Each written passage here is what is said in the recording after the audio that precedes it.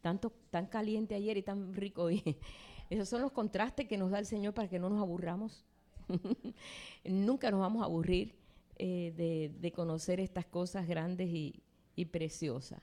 Hoy el Señor está sacando un pueblo celoso de buenas obras. Un pueblo que es necesario que pueda presentar y enseñar sus virtudes. Virtud es todo lo que viene y que proviene de Dios. Virtud es toda acción que viene de Dios, que no es inventado ni es elaborado en el hombre, sino que viene de Dios para que se ponga en función. Dios está levantando un pueblo que anuncie sus virtudes. Y sabemos nosotros que ahí está la virtud del amor, de la bondad, todas estas virtudes, ¿verdad? La misericordia, tantas virtudes en el Señor que estamos aprendiendo nosotros como pueblo de Dios. Así que estamos conscientes que somos pueblo de Dios, ¿verdad? Y que somos un ejército también. ¿Estamos conscientes de eso? ¿O todavía estamos pensando, seremos un ejército? Un ejército desprovisto de armas, ¿no? Somos un ejército.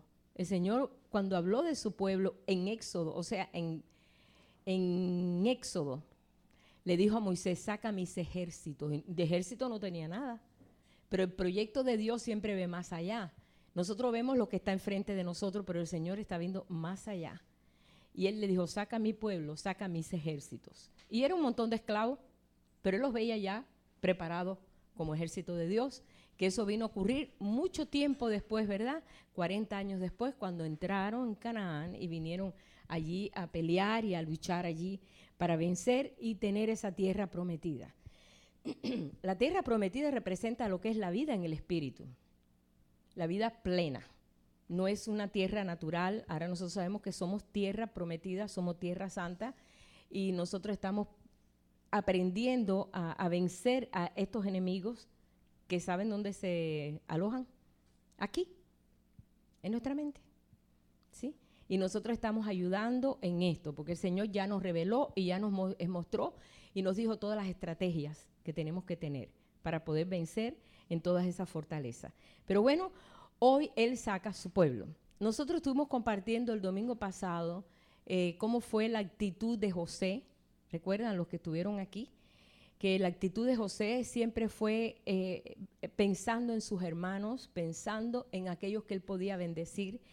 Y esto lo sacó de los tremendos apuros que estuvo y vemos nosotros que él vistió 7 tipos de vestiduras diferentes. La última fue la de resurrección, cuando él pidió que sus huesos lo llevaran allá a la tierra prometida. No que en sí los huesos, sino que él quería proyectar en el pueblo una esperanza de que un día ellos iban a salir de allí. Y como era profeta, como era un hombre que era entendido en visiones, era sabio, lleno del Espíritu de Dios, entonces cuando él les dijo a los hijos de Israel, a sus hermanos, ustedes prométanme que no me van a dejar en Egipto, porque Dios los va a sacar de aquí. Y yo quiero que cuando los saque de aquí, me saquen a mí también. Y eso les animó a ellos a creer que un día iban a salir, porque José lo había dicho. Y esta es la palabra que sale de nuestra boca, una palabra de esperanza, una palabra, podemos decir, de profecía, en la cual vemos que pasaron, pues, imagínense, desde que eso pasó a que salieron, pasaron 430 años. Óyeme, casi muchas generaciones. O sea que, pero la esperanza no avergüenza y la esperanza Dios la tiene y Él nos la muestra. Y el Señor Él cumple su promesa, aunque muchos la tienen por tardanza, pero Él la cumple. Vemos nosotros que han pasado pues 300 años. El pueblo de Israel se quedó en Egipto. No solamente en Egipto, sino en un área en Egipto que se llamaba Gosén, porque ellos no podían estar mezclados con los egipcios porque ellos tenían ovejas. Los egipcios no aceptan tener ovejas, lo ven inmunda. Entonces le dieron un territorio, pero pertenecía a Egipto, se llamaba la tierra de Gosén. Y entonces ahí se empezaron a desarrollar. En 300 años se empezaron a desarrollar y desarrollar. Tanto se desarrollaron que eso vino a traer preocupación al faraón, porque dijo, esta gente se está desarrollando, esta gente está fuerte, esta gente lo que va a pasar es que un día va a venir en contra de nosotros y se van a ir de la tierra. Y ellos necesitaban a esta gente. O sea que ellos usaban a lo que es el pueblo de Israel, que ya estaba como esclavo, porque dice, y surgió un faraón nuevo que no conocía ni a José, ni conocía 300 años, hermano. Ya habían pasado muchos años. Y la historia, cuando ya pasa 100 años, cuando ya pasa 200 años, ya se va haciendo más pálida la cosa. Pues sí, ya a nosotros nos hablan de Abraham Lincoln y tú, ay, sí, ay, qué lejos lo vemos, ¿verdad? Y aquí habían indios por ahí con flechas por ahí. No lo puedo creer, porque eso ya pasó hace años. Es como que se va destiñendo el asunto. Y eso fue lo que pasó en el medio del pueblo, aunque el pueblo tenía el respaldo de Faraón y de otro faraón que hubo, pero llegó un momento que ya vino un faraón que no conocía y entonces se opuso al crecimiento del pueblo. Yo sé que siempre cuando hablamos de Faraón estamos refiriéndose al enemigo. La actitud que usa el Faraón es la actitud que usa el enemigo, el contrario de nosotros. Nosotros tenemos un contrario. Por si no lo sabíamos, hay un contrario que se opone y no quiere que nosotros pues alcancemos lo que es la plenitud o el plan que tiene Dios para nuestras vidas. Por esta razón, cuando pasan 7 generaciones, ¿se imaginan? 7. ¿Tú te acuerdas de la generación hace 3 generaciones atrás? ¿Tú te recuerdas? ¿Verdad que no? Yo apenas ahora me enteré el nombre de los abuelos de mi papá, porque entre los papeles de mi papá de nacimiento estaba el nombre, por primera vez yo sé el nombre de los abuelos, y eso fue el otro día, los abuelos de mi papá. Ni sabía ni el nombre. ¿Por qué? Porque no tenía nadie el trabajo de decir, mi bisabuelo y mi tatarabuelo se llamaban así. ¿Y por qué? Porque vivimos tan atropelladamente que no nos preocupamos de esas cosas. Bueno, habían pasado 7 generaciones cuando la cosa se puso muy fuerte en Egipto y Faraón decidió tratar de ver cómo eliminaba o a ver cómo menguaba un poco el pueblo, a ver cómo lo frenaba, a ver qué hacía con el pueblo.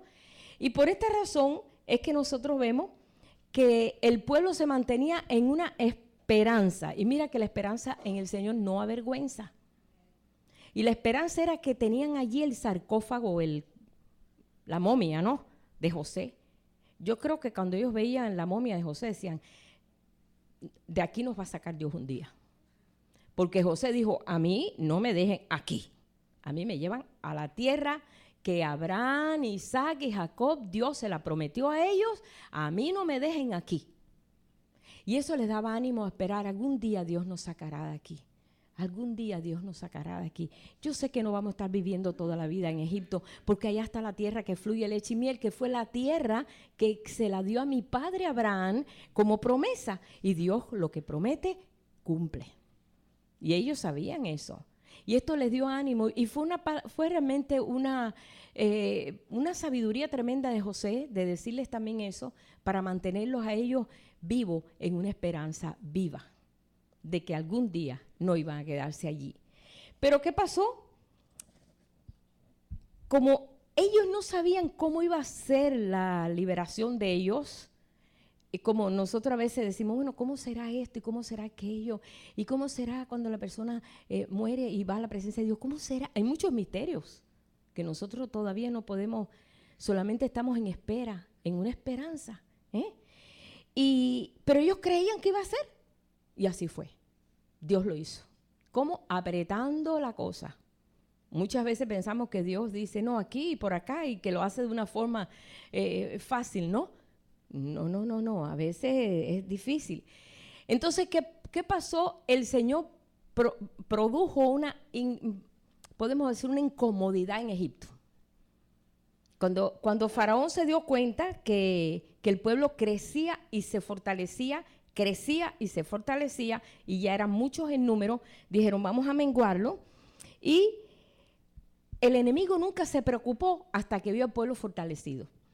Yo me di cuenta ahí en las escrituras, si tú lo lees en el primer capítulo de Éxodo, Faraón nunca se preocupó hasta que vio que el pueblo se fortalecía. Por esa razón, cuando nos fortalecemos en el Señor y estamos fuertes en Él, vemos que hay por aquí tentación o hay luchas por aquí, hay luchas para desanimarnos. No te dejes desanimar, porque esa es la acción realmente de Faraón. Ellos no se desanimaron. Pero ¿qué pasó? Vino una ley, o sea, un decreto, una ley. Dijo, no, déjame ver cómo yo funciono. Y llama a las parteras que atendía a las hebreas. Las llama Cifra y Fúa. Tremendos nombres, pero así se llamaba. Cifra y Fúa. Esas eran dos parteras y dijo, aquí voy a resolver el asunto. Le dijo a la partera, cuando vayan a atender a las hebreas y vean el sexo del niño y vean que es varón, mátenlo. Si es niña, déjala. Pero si es varón, mátenlo. Dice, pero estas mujeres temían a Dios. Dijeron, ¿cómo vamos a hacer esto? No lo vamos a hacer de ninguna manera. Y oponerse a lo que es la orden de Faraón era, hermano, a la muerte. Ellas dijeron, no vamos a hacer eso. No vamos a destruir a nuestros hijos. No vamos a destruir nuestros niños. Ustedes saben que cada 2000 años ha habido este asunto de matanza de niños, ¿saben? Eso fue a los 2000 años después de Adán. Después a los otros 2000 años, cuando Jesús mataron los niños en Belén, ¿verdad? Y después ahora, ¿qué? 2000 años después, ¿qué está pasando con los niños ahora? ¿No ven que se repite la cosa? En cierta forma. Y el ataque más grande. Pero bueno, todo esto son cosas de curiosidades que uno dice, caray, la historia se repite y se repite y se repite. Pero es que el pueblo de Dios está avanzando y hay alguna forma tratar de frenar eso, eliminar todo eso. Bien, en Éxodo capítulo 1, si nosotros vamos a este versículo 18, 1:18. El rey de Egipto hizo llamar a las parteras y le dijo, ¿por qué habéis hecho esto, que habéis preservado la vida a los niños? ¿Por qué no los mataron? Y las parteras respondieron a Faraón diciendo, porque las mujeres hebreas no son como las egipcias, pues son robustas y dan a luz antes que la partera venga a ellas. Y Dios hizo bien a las parteras. Dios hizo bien a las parteras y el pueblo se multiplicó y se fortaleció en gran manera. O sea que no podía, mira, cuando Dios tiene un propósito, hermano, se cumple. Se cumple. A veces tú dices, ay, pero es que el pueblo de Dios anda todo chueco. No, hermano, no digas eso. No, hay quien anda chueco, pero hay quien no anda chueco. Hay quien anda buscando la verdad en Dios, el amor, la misericordia. Y anda buscando como el ciervo brama por las aguas y brama por esas aguas. Mucho pueblo de Dios está en esa situación de amor, de alabar a Dios, de adorarle, de buscarle en espíritu. En verdad, hay muchas edades espirituales en el pueblo de Dios. No nos vamos a dejar llevar por los niños en Cristo que no saben a veces lo que están haciendo. Por los jóvenes que a veces pues hay tantas cosas que los atraen. O sea, hablando del joven espiritual, porque hay viejitos que son jóvenes espirituales. No quiere decir que porque es joven o no. Hasta que sean mayores también en el espíritu. Dice, y por haber las parteras temido a Dios, Dios prosperó su familia. Era para decir, ay, pues ahora pues sabe Dios lo que nos va a pasar con la familia. Pero cuando tú entras en el proyecto de Dios, tú traes la bendición de Dios. Y el Señor te cubre, el Señor te protege, el Señor te ayuda, porque tú estás en el proyecto de Él y tú estás cumpliendo. Era básico, o sea, tenían que seguir multiplicando. ¿Sabes por qué las parteras, Dios trató con ellos? Porque Dios estaba formando un ejército. Esos niños que nacieron fueron los que